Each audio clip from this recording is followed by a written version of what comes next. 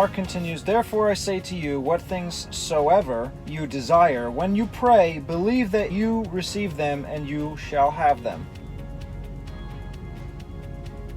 Matthew, "And all things whatsoever you shall ask in prayer, believing, you shall receive." So it's more condensed in Matthew.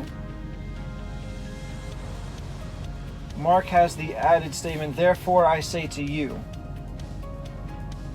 Matthew just goes into all things whatsoever you shall ask in prayer. So, "Therefore I say to you," I'll add that in Mark. It doesn't hurt to have added words. It's really mixed up between the two. "All things whatsoever you shall ask in prayer," versus "what things soever you desire when you pray." Having "what things soever" is a very strange way of just saying whatsoever. So I think I'm going to choose whatsoever instead of that for Mark. What things soever, because Matthew has "and all things whatsoever."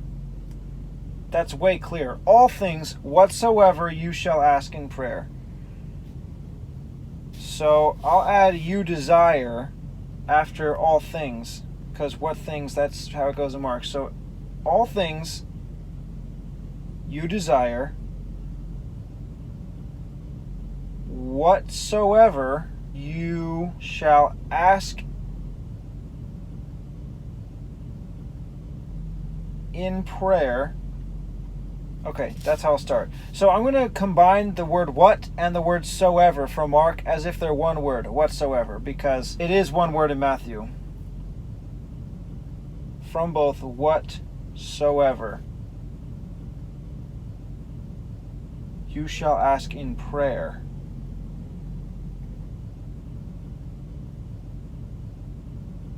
Mark has, "when you pray, believe that you receive them, and you shall have them."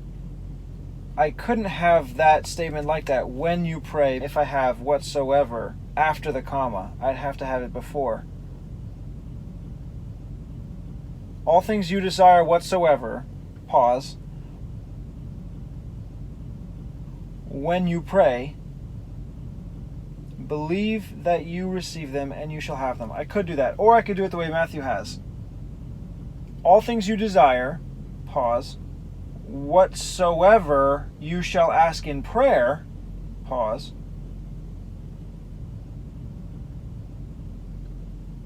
"believing you shall receive."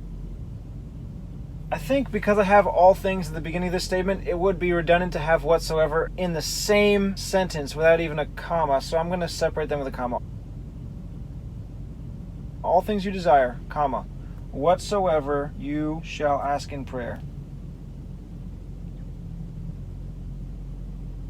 I want to have "whatsoever you shall ask in prayer," because it's not just asking of the universe.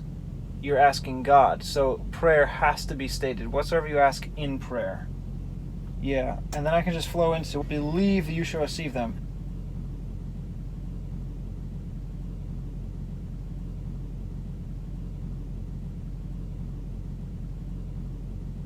I can't have "when." I don't know where to put that. Yeah, I'll leave off the word "when." "You" from both.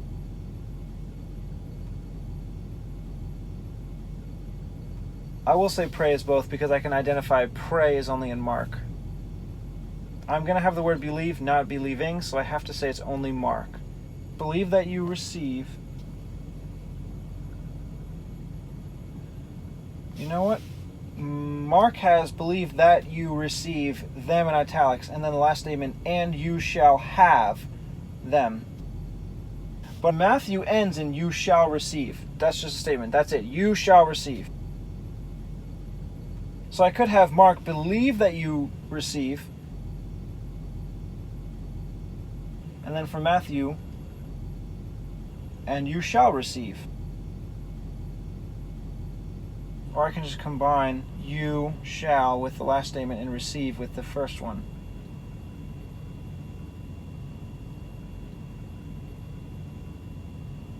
I want to keep the wording from Mark. "Receive" and "you shall" from both. but the way Mark ends, have them.